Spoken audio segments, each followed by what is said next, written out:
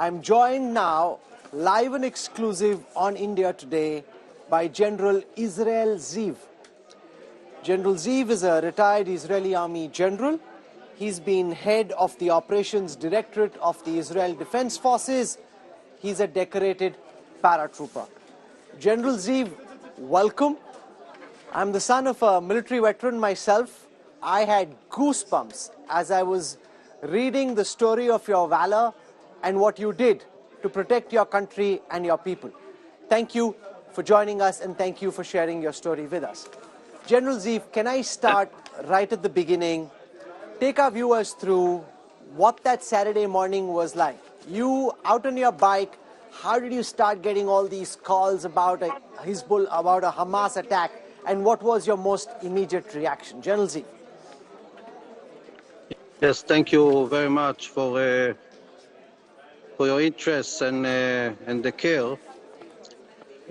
For me personally, it was a normal Saturday. I was actually, doing my bike. I was biking around my home, and we heard alerts in Israel very soon, by the telephone or what is going on, and we assumed that it's a rocket came from Gaza.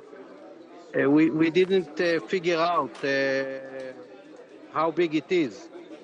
It took something like 1 hour to understand that we have something which is huge or very big or something that we haven't known for the past. So I didn't wait too much. This is what we are trained all our life. And I took my pistol because this is what I have. I took my uniform that are waiting for such occasions in the cabinet, and ran down to Gaza to engage the troops and to see how can I help. The sights that I've seen, I realized that I've never seen such a thing ever before, not from Gaza, and in a way, not elsewhere. Maybe I saw it, in some battlefield, other places. Me myself, I was in Lebanon.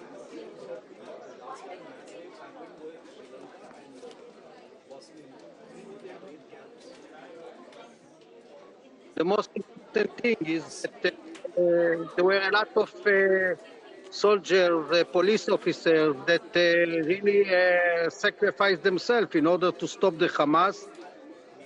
We had a kind of 9 very difficult hours until the reinforcement came. General Ziv, there'll be many retired Army, Navy, Air Force officers in India who will be listening to this story and they'll be doffing their hats to you, saying, just imagine, here is a retired Israeli general, he's at home, he sees his country has been attacked, he gets his pistol, goes out, starts fighting the Hamas. When you got to the first site of confrontation, when you saw the Hamas in their dozens, these terrorists running rampage across your motherland, what did you see? How is it, according to you, that the famed Israeli defense, the kind of valor that we typically expect and the organizational structure that we expect from the Israel Defense Forces were missing in action that Saturday morning? Look, there is the personal story and the general story. I did not expect to see such a raid, a massive raid from the Hamas. This is something we haven't seen in the past, and it was a complete surprise, to see not just a terror attack, but really a military attack with huge numbers. They were everywhere. They were everywhere. I mean, I drove in my car and I engaged with some of our units in the field. Every, I don't know, 10, 20, 50, 100 meter, 200 meter, you could see them in squads. And they were fighting. They were engaging with a lot of hatred, to come and by the way, most of it on civilians, just butchering civilians. It was quite a hard day, to be honest, even to somebody experienced like me. So now you're in that Audi of yours, you've got a pistol, pistol has a limited number of bullets. The Hamas has solid assault rifles. How did that go? The first confrontation, you coming in contact with the Hamas, you opened your pistol rounds of fire. First, the engagement, some of them were in close contact, so even the pistol was a little bit relevant.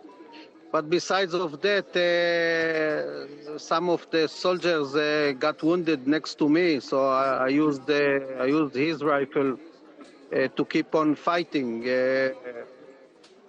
Yeah, this is what was the reality, what we had in the field, but doesn't matter. As a soldier, even if you have only a knife, you have to do what you have to do.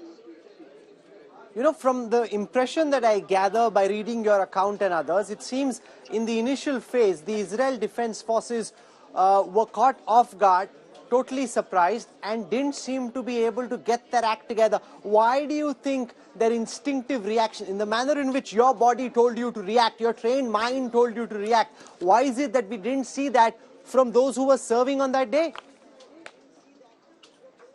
It's a big failure. Look, I think first we failed in the intelligence, in the alert. You know, we didn't read the signs, and we didn't read the amount, the quantity, how big it is.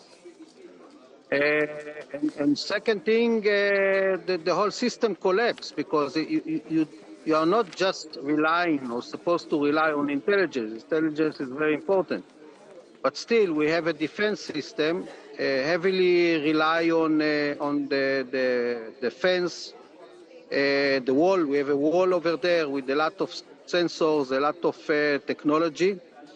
And I think we may have trusted too much that obstacle. And we were falling asleep, and they caught us, you know, with our pants down. There's nothing good I can say about that.